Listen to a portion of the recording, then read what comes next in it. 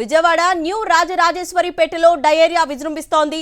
వాంతులు విరోచనాలతో పలువురు తీవ్ర అస్వస్థతకు గురయ్యారు. ఓ మహిళ కూడా మృతి చెందింది. 15 మందిని ప్రభుత్వ ఆసుపత్రికి తరలించారు. మరో 6 పీహెచ్సీలో చికిత్స పొందుతున్నారు.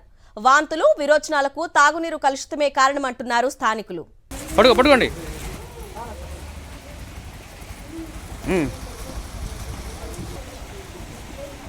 మనం విజువల్స్ లో కూడా చూస్తున్నాము. లేవలేని పరిస్థితుల్లో అనారోగ్యానికి గురయ్యారు. బాధితులు హాస్పిటల్ కు తీసుకువెళ్తున్న దృశ్యాలు. విజయవాడ న్యూ రాజరాజేశ్వరిపేటలో డయేరియా విజృంభిస్తోంది. వాంతులు విరోచనాలతో పలువురు తీవ్ర అస్వస్థతకు గురయ్యారు. ఓ మహిళ కూడా మృతి చెందింది. 15 మందిని ప్రభుత్వ ఆసుపత్రికి తరలించి చికిత్స అందిస్తున్నారు. మరో 6 పీహెచ్సీలో చికిత్స పొందుతున్నారు. వాంతులు విరోచనాలకు తాగునీరే కలుషితమంటున్నారు స్థానికులు. మొన్న నైటు మోషన్స్ బాగా అయినాయి అంట, ఒక్క నైటే అయినాయి. అలాగ అవుతున్నాయి అని చెప్పేసి గవర్నమెంట్ హాస్పిటల్కి తీసుకెళ్ళాం. ఇలాగే దగ్గర ఆ రోజు కేసులు ఇక్కడి నుంచే వచ్చినాయంట, రాజరాజేశ్వరపేట నుంచే వచ్చినాయంట. ఆల్రెడీ ఐసీలో కూడా ఉన్నారు. మా అత్తయ్య గారు చనిపోయారు. ఒక్కరోజు మోషన్స్ అయిన కేసులు 16 కేసులు వచ్చినాయని గవర్నమెంట్ హాస్పిటల్లో చెప్పారు.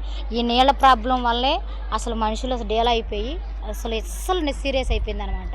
ఓన్లీ ఈ పేటలో నుంచి 16 కేసులు, ఒక్కరోజు 16 కేసులు వచ్చినాయండి. వాంతులు విరోచన అయిన కేసులు 16 కేసులు వచ్చినాయి. అసలు చర్య తీసుకోవాలి, మనిషి చచ్చిపోయిందండి. వాటర్ వాళ్ళు చనిపోయారు కానండి, మేము ఫోన్ కూడా చేసి మా మేనల్లుడు ఫోన్లో చెప్పారండి, మాకు ఎలాగ అన్యాయం జరిగింది, ఉన్న వాళ్ళనే కాపాడండి అని అన్నారు. మరి ఇలా చేస్తుంటే ఎవరు ఇప్పుడు 16 కేసులు అండి, వాళ్ళ 16 కుటుంబాలు అన్యాయం అయిపోతే ఎవరికే దిక్కండి. మేమెంత దుఃఖపడుతున్నాం, వాళ్ళు అంత దుఃఖపడతారు కదండి. విజయవాడ న్యూ రాజరాజేశ్వరిపేటలో డయేరియా విజృంభిస్తోంది. వాంతులు విరోచనాలతో పలువురు అస్వస్థతకు గురయ్యారు. ప్రస్తుతం హాస్పిటల్లో చికిత్స పొందుతున్నారు. ఒకే రోజు 16 కేసులు నమోదైనా కూడాను ఎటువంటి జాగ్రత్తలు తీసుకోలేదు, అధికారులు వచ్చి చూడలేదు అని చెప్పేసి అక్కడి స్థానికులు అంటున్నారు.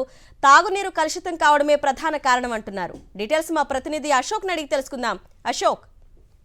అరుణ, విజయవాడలోని న్యూ రాజరాజేశ్వరిపేటలో ఒకసారిగా కలకలం తగ్గిందని చెప్పుకోవచ్చు. అక్కడున్న స్థానిక ప్రజలు 2 రోజుల నుంచి కూడా వాంతులు విరోచనాలతో ఇబ్బంది పడుతున్న పరిస్థితి కనబడుతుంది. ప్రస్తుతం విజయవాడ ప్రభుత్వ ఆసుపత్రిలో 10 మందికి పైగా ఐసీయూలో చికిత్స పొందుతున్నారు. మరికొంతమంది న్యూ రాజరాజేశ్వరిపేటలో ఉన్న ప్రాథమిక ఆరోగ్య కేంద్రంలో కూడా చికిత్స పొందుతున్నారు. అయితే వారిలో కూడా ప్రస్తుతం వారికి పరిస్థితి కొంత విషమంగా ఉండటంతో వారిని 108 అంబులెన్స్ లో ప్రస్తుతం విజయవాడ ప్రభుత్వ ఆసుపత్రికి ఇక్కడ తరలిస్తున్న పరిస్థితి కూడా ఉంది.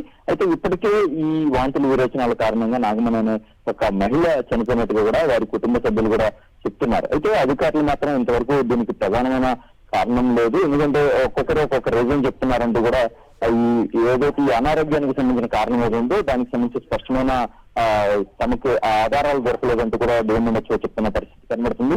ప్రస్తుతం దాదాపుగా 20 మందికి పైగా ఇంకా తీవ్ర ఆసుపత్రిలో చికిత్స పొందుతున్న పరిస్థితి కనబడుతుంది. వీరందరి కోసం ఈ కొత్త రాజరాజేశ్వరిపేటలో ఒక మెడికల్ క్యాంప్ ను కూడా అధికారులు ఏర్పాటు చేశారు.